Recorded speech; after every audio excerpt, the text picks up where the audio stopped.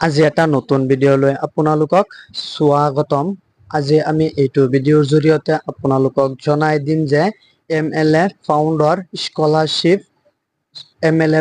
স্কলাৰশ্বিপৰ কাৰণে আপোনালোকে কেনেকৈ আবেদন কৰিব আৰু কোনে কোনে আবেদন কৰিব পাৰিব আৰু কেনেকৈ আবেদন কৰিব, ফৰ্মটো ক'ত পাব আৰু ক'ত জমা দিব লাগিব, ফৰ্মটো কেনেকৈ ফিল কৰিব, সকলোবোৰ তথ্য আমি আপোনালোকক এইটো ভিডিঅ'ৰ জৰিয়তে জনাই দিম। ভিডিঅ'টো অলপ স্কিপ নকৰাকৈ সম্পূৰ্ণৰূপে শেষলৈকে চাই থাকিব। প্ৰথম কথা হৈছে যে MLA ফাউণ্ডৰ স্কলাৰশ্বিপত আপোনালোকে আবেদনটো কৰিলে 5,000 টকাহে লাভ কৰিব।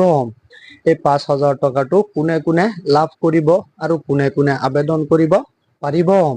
যিসকলে নেকি মেট্ৰিক পাছ কৰিছে তেওঁলোকেও আবেদন কৰিব পাৰিব। যিসকলে নেকি হায়াৰ ছেকেণ্ডাৰী পাছ কৰি BA এডমিশ্যন লৈছে তেওঁলোকেও আবেদন কৰিব পাৰিব। যিসকলে নেকি BA পাছ কৰি MA কৰি আছে, MA এডমিশ্যন লৈছে তেওঁলোকেও আবেদন কৰিব পাৰিব। যিসকলে মেট্ৰিক পাছ কৰি হায়াৰ ছেকেণ্ডাৰীত এডমিশ্যন লৈছে তেওঁলোকেও আবেদন কৰিব পাৰিব।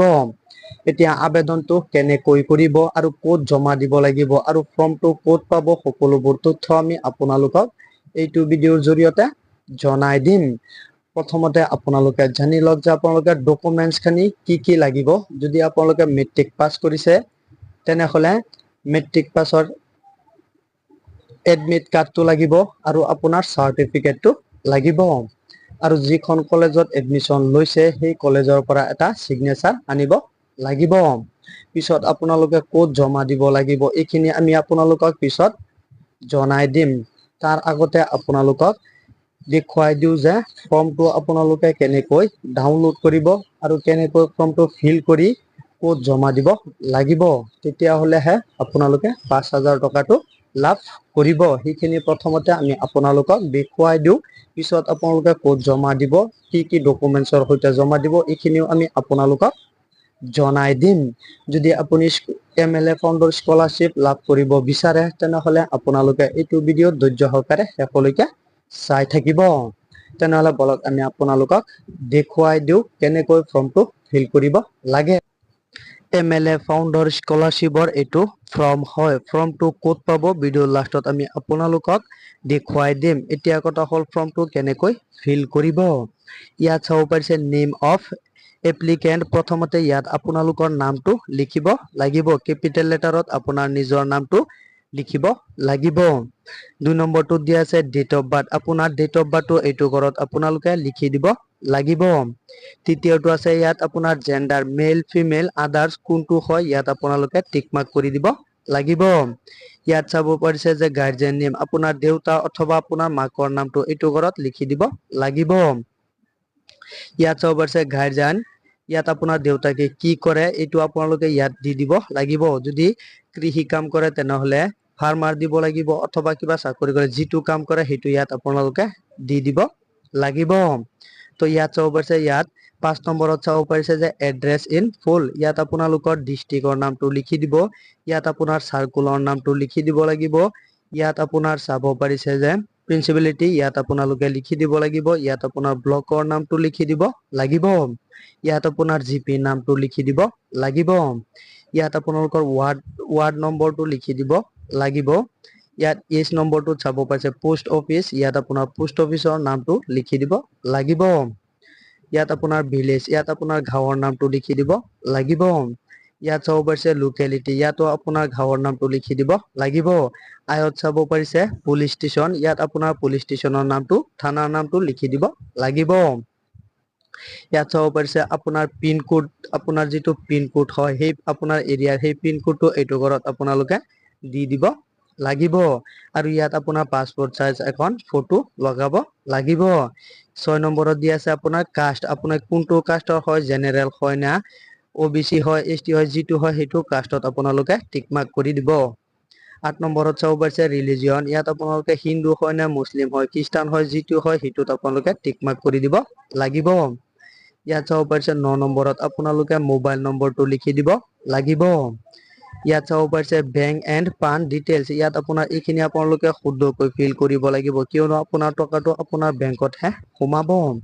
ইয়াত চাব পাৰিছে বেংকৰ নামটো প্ৰথমতে 10 নম্বৰৰ এড দিয়া আছে বেংকৰ নামটো আপোনালোকে লিখিব লাগিব ইয়াত বি নম্বৰত আছে যে বেংকৰ ব্ৰাঞ্চ আপোনাৰ বেংকৰ ব্ৰাঞ্চৰ নামটো ইয়াত লিখি দিব লাগিব ইয়াত চাব পাৰিছে যে ব্ৰাঞ্চ IFC কোড ইয়াত আপোনাৰ বেংকৰ IFC কোডটো লিখি দিব লাগিব সি নম্বৰত আৰু ইয়াত চাব পাৰিছে ডি নম্বৰত একাউণ্ট নম্বৰটো আপোনালোকে লিখি দিব লাগিব ই নম্বৰত চাব পাৰিছে একাউণ্ট হোল্ডাৰ নেম আপোনাৰ নামত যদি একাউণ্টটো হয় আপোনাৰ নামটো লিখি দিব বেলেগৰ একাউণ্ট নম্বৰ দিলে বেলেগৰ একাউণ্ট নম্বৰটো লিখি দিব ইয়াত চাব পাৰিছে পান নম্বৰ ইয়াত আপোনাৰ পান কাৰ্ডৰ নম্বৰটো লিখি দিব লাগিব ইয়াত চাব পাৰিছে এডুকেশ্যন ডিটেইলছ বুলি দিয়া আছে ইয়াত আপোনালোকে কোনটো পাস কৰিছে SSLC মেট্ৰিক পাস কৰিছে না হায়াৰ সেকেন্ডাৰী পাস কৰিছে আপোনালোকে যেটো পাস কৰিছে বা যেটো পঢ়ি আছে ইয়াৰ পৰা আপোনালোকে টিক মাৰ্ক কৰি ল'ব 11 নম্বৰৰ বি নম্বৰটো আপোনালোকে ইয়াৰ পৰা টিক মাৰ্ক কৰি ল'ব ইয়াত চাব পাৰিছে 11 নম্বৰৰ বি নম্বৰটো দিয়া আছে কোৰ্স নেম আপোনালোকে কি কোৰ্স কৰি আছে হেতু ইয়াত লিখি দিব লাগিব ডি নম্বৰত চাব পাৰিছে name of address of institution ইয়াত আপোনালোকে য'ত পঢ়ি আছে হেতু কলেজৰ নামটো লিখি দিব লাগিব ই নম্বৰ চাব পাৰিছে date of admission into the course আপোনালোকে কেতিয়া এডমিশনটো লৈছে হেতু আপোনালোকে 11 নম্বৰৰ ই নম্বৰত লিখি দিব লাগিব ইয়াত চাব পাৰিছে আইডি প্ৰুফ ইয়াত আপোনালোকে আইডি প্ৰুফ যিকোনো এটা দিব পাৰে আধাৰ কাৰ্ড নম্বৰো দিব পাৰে অথবা পেন কাৰ্ড নম্বৰো দিব পাৰে আপোনাৰ নেম আইডি যিকোনো আপোনালোকে আইডি প্ৰুফ দিব লাগিব ইয়াত চাব পাৰিছে signature of the head of institutions with seal আপোনালোকে য'ত নাকি নতুনকৈ এডমিশন লৈছে য'ত পঢ়ি আছে তাৰ পৰা আপোনালোকে ইয়াত এখন সিল মাৰি আনিব লাগিব আৰু ইয়াত আপোনালোকে এখন সিগনেচাৰ কৰি দিব পিছত ইয়াত চাব পাৰিছে এইখিনি আপোনালোকে ৰিকুৱাৰমেন্ট MLA কিন্তু ইয়াত আপোনালোকে একো কৰিব নালাগে এইখিনি MLA হে পূৰণ কৰিব ইয়াত আপোনালোকে ডেট প্লেসটো লিখি দিব লিখি দিয়াৰ পিছত ইয়াত আপোনালোকে এইখিনি চাব পাৰিছে এইখিনি আপোনালোকে